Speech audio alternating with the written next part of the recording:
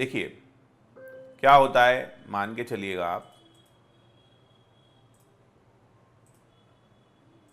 आपने ये area mark किया, अब प्राइस मान के चलिए 23 जुलाई को यहां पर थी, है ना, मतलब अब आपको भी दिख रहा है कि प्राइस इस एरिया के नजदीक पहुंचने वाली है, दिख रहा है ये यहां तक आ गई। अब अंतर बचा ही कितना है भाई, 20 पैसे का तो अंतर बचा है।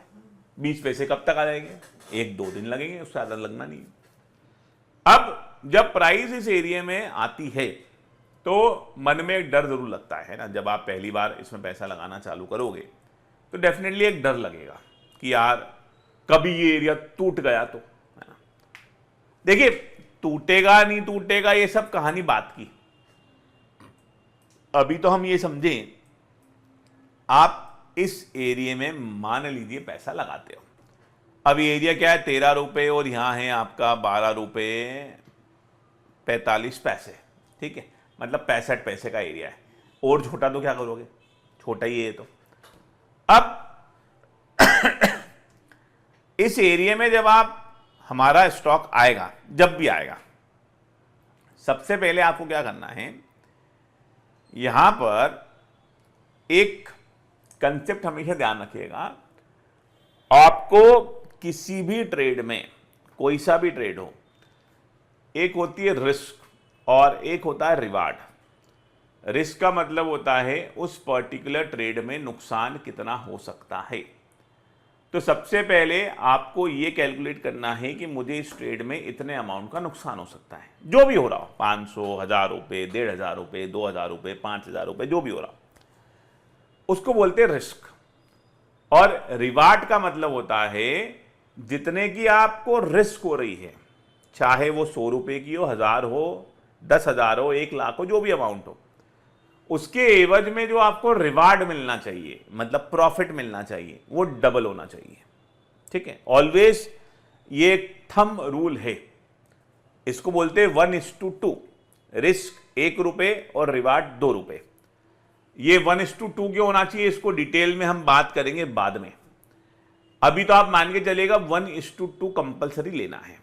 ठीक है, जितने की रिस्क ले रहे हो, जितने की भी रिस्क ले रहे हो, उसका डबल आपको पैसा मिलना चाहिए, जो रिस्क ले रहे हो।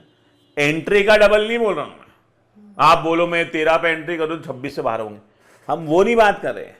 हम बात कर रहे हैं आप जहां पर एंट्री ले रहे हो वहां से लॉस कितना हो सकता है, 1 रुपया, 1.5 रुपया, 2 रुपया, 5 रुपया, 10 रुपया, जो भी हो रहा हो, उसके डबल में प्रॉफिट होना चाहिए।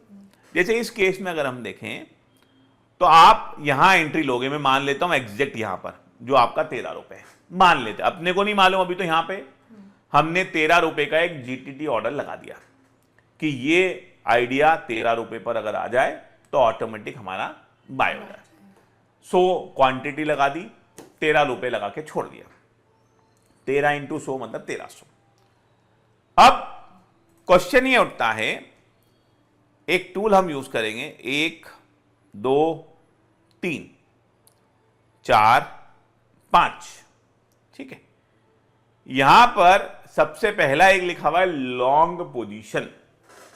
लॉन्ग पोजीशन का मतलब होता है इस स्टॉक को खरीदना। लॉन्ग मतलब खरीदना। तो हम इसको क्लिक करेंगे, क्लिक करने के बाद, है ना, मैंने लॉन्ग को सेलेक्ट करा, यहां पर जहां पर भी आप खरीदोगे वहां पे आप अपने माउस से क्लिक करो। जैसे ही क्लिक करोगे इस तरह की एक आपको सामने एक पिक्चर बनी आएंगी, जिसमें आधा हिस्सा आपको रेड दिखेगा, आधा हिस्सा आपको ग्रीन दिखेगा और एग्जैक्ट दिखेगा। और इसमें आप देख सकते हो लिखा हुआ है रिस्क/रिवार्ड रेशियो 1, मतलब बाय डिफॉल्ट ये जो इसमें लिखा हुआ है, ये लिखा हुआ है 1 रुपए की रिस्क और 1 रुपए का रिवार्ड, ऐसा इसमें लिखा हुआ इनबिल्ट आता है। अब ये जो इनबिल्ट लिखा आता है ना, सबसे पहले हमको इसको क्लिक कहां करना है, आपके एंट्री पॉइंट पे। तो मैंने एंट्री पॉइंट ये थी इसलिए यहां पर क्लिक किया। क्लिक करने के बाद सबसे पहले आपका जो डिमांड जोन, अब डिमांड जोन आपका क्या है, ये आपका डिमांड जोन है, ये पूरा। ठीक है, अब मैंने आपको क्या कहा, जो आपका डिमांड जोन है ना, इस डिमांड जोन के थोड़े से नीचे, थोड़ा सा नीचे, इसको बोलते हैं बफर। ठीक है, मतलब ये जो हम थोड़े से पीछे खड़े हो रहे थे यहां पर, ताकि हमको सेफ्टी रहे। इसी तरह से जब आपको इस स्टॉक से एग्जिट करना है तो हम छोटा सा एक बफर लेते हैं। बफर मतलब आपको सिंपल सी बात है, जो आपका लेवल है इससे आप 50 पैसे 1 रुपया नीचे रखो, जो भी रखना है भाई। जैसे ये छोटा स्टॉक है इसलिए मैं 50 पैसे 1 रुपया बोल रहा हूं। मान के चलो ये 1000 रुपए का स्टॉक होता, 1000 की वैल्यू होती है इसकी, तो 5 रुपए 10 रुपए लगता है। 5 रुपए रख सकते, कोई दिक्कत नहीं है ना। तो स्टॉक के हिसाब से आप अपना स्टॉप लॉस रखोगे। और ये हम क्यों रख रहे हैं, है ना। और ये देखिए, ये जो लाल वाला हिस्सा है, ये लाल वाले हिस्से का मतलब होता है स्टॉप लॉस। और मैंने इसको यहां पर कर्सर से नीचे खींच दिया। ठीक है, जैसे ही मैंने नीचे खींचा, देखिए यहां पे रिस्क ऑब्लिक रिवार्ड रेशियो 0.71 लिखा हुआ आ रहा है। हमको ये जो रिस्क और रिवार्ड रेशियो चाहिए, ये हमको यहां पर 2 लिखा हुआ होना चाहिए। तो आप सिंपल सा क्या करोगे, ये जो आपका ग्रीन वाले का एंड पॉइंट है, इसको ऊपर खींचो और यहां देखते जाइएगा, जब तक ये 2 ना हो तब तक रुकना मत। 1.44466789 ठीक है, ये आपका यहां पर रिवार्ड लिखा हुआ आ गया, नहीं। और एग्जिट कितना आ रहा है, 1:2।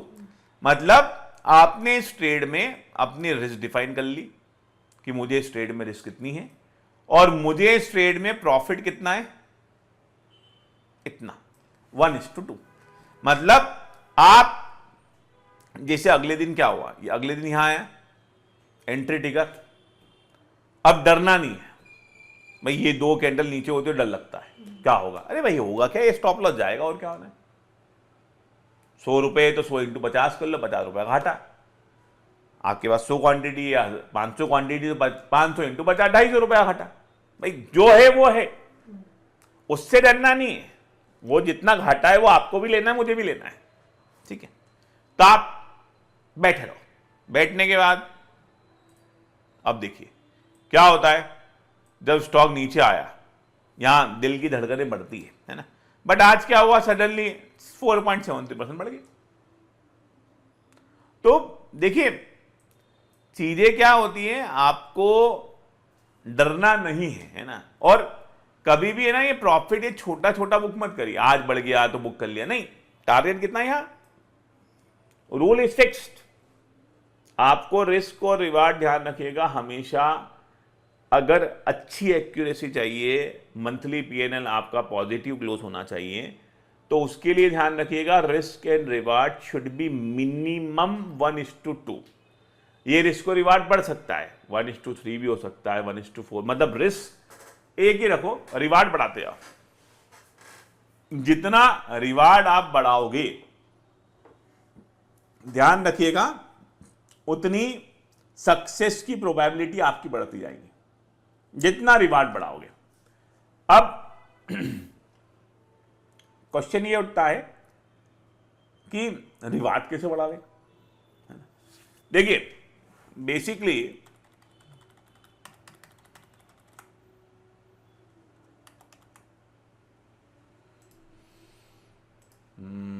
इन सबको हटा दूं वापस, इसको भी हटा देता हूं।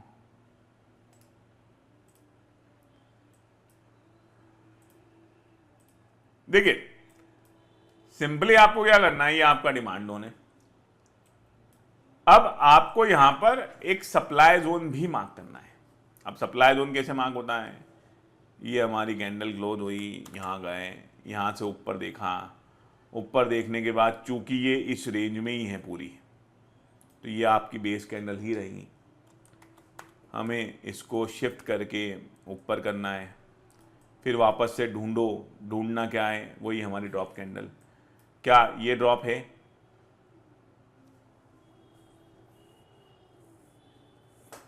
अरे बोलो भाई। Yes sir. हाँ मैं रुका हुआ हूं। हाँ,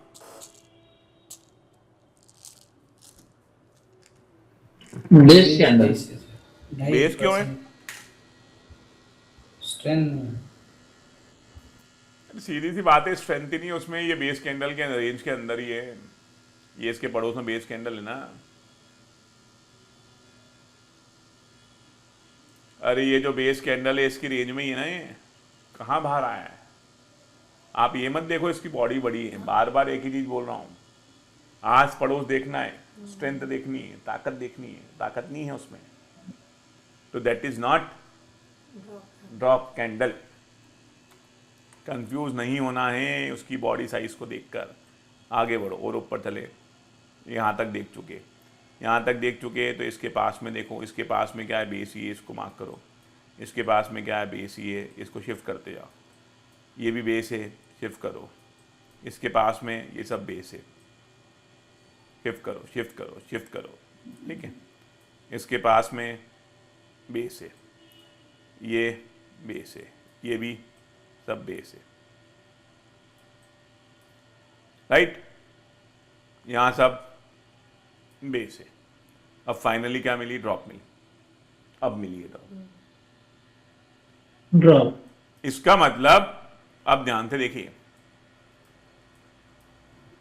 ये ड्रॉप यहां जाके मिली है। अब ड्रॉप के पहले बेस मिले, वो तो मिली नहीं है, कहीं भी नहीं है।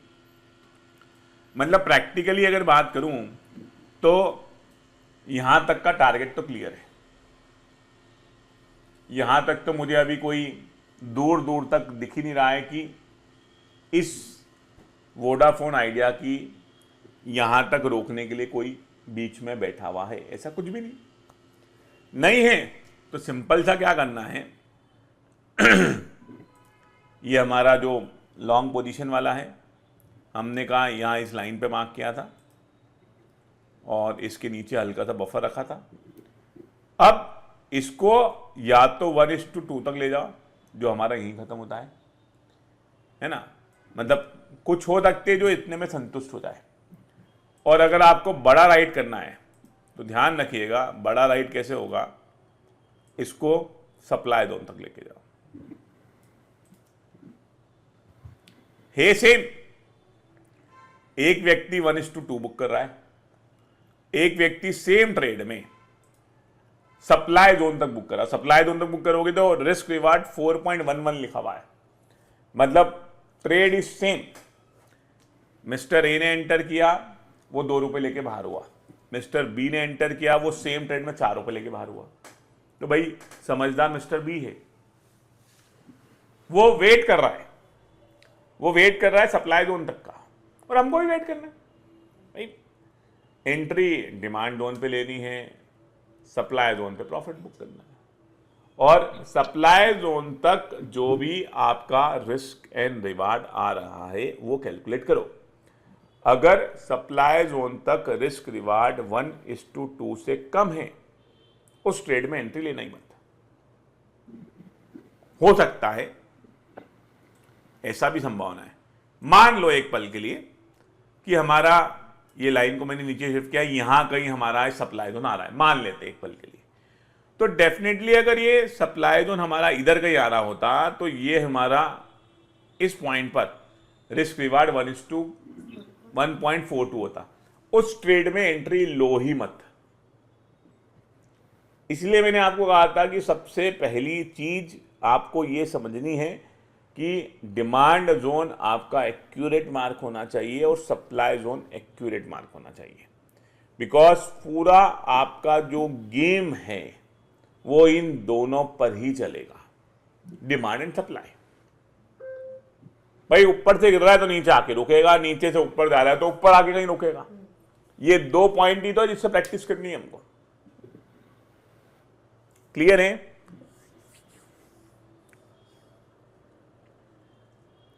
अरे क्लियर है? Yes sir. अभी तो ठीक है सर, प्रैक्टिस करेंगे। हाँ देखिए, मैं आपको क्या बोल रहा हूं, इट टेक्स टाइम। मतलब देखिए, बड़े प्रॉफिट देखने के लिए ना थोड़ा पेशेंस चाहिए। 1:2 तो देख लिया, बट जैसे यहां मैंने कैलकुलेट करा 1:4, अब वो आ ही नहीं रहा है, तो आपको लगेगा पता नहीं यार आया कि नहीं आया, है ना। 1:2 तक गया, फिर वो नहीं, अगले दिन 2 दिन 4 दिन बाद वो नीचे आ गया, तो मन में लगे अरे यार काश बुक कर लेते, है ना।